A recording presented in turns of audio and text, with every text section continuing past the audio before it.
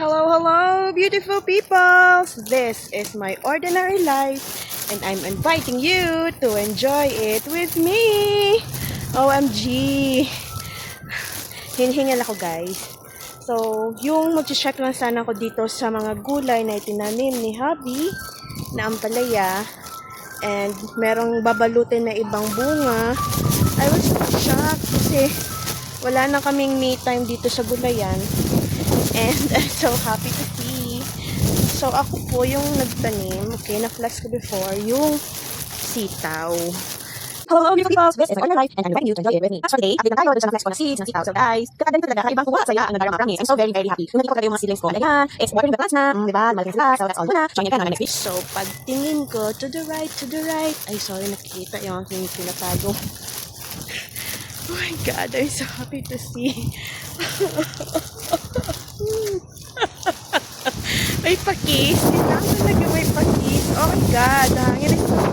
Lakas. So, yan. I'm so happy to see talaga yung sitaw. Alo, napabayaan na namin yung mga babies namin. Pero pwede na to.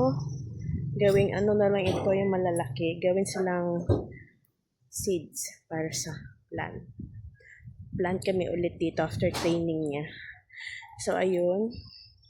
Mag-harvest tayo ng 3 ampalaya. Babulutin yung iba. And sitaw, bataw, patani. Ay, so happy. Wala lang, share ko lang. Bakit ba? Di ba pwede? So, hindi ko na-flex yung mga pabulaklak nila, no? Kasi nga, hindi ako nakapag-visit dito. So, may mga may mga bata pa naman. Bata. Ayan.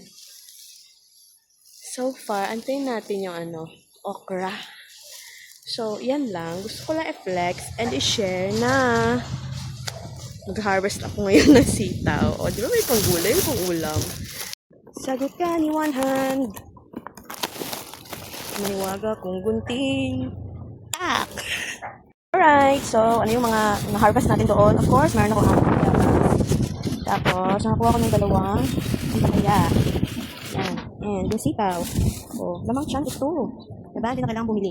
There you go, sago! Diba? Ang ganda! Ang ganda na ampalaya. All natural, walang halong chemical. Proud to say, it's very organic. It's good for the body, it's good for the health. So that's all muna for today, guys. Join me again on my next video. Thank you for watching. Enjoy the rest of the day. And as always, from my little world to yours. Love, love, love. Bye. God bless everyone.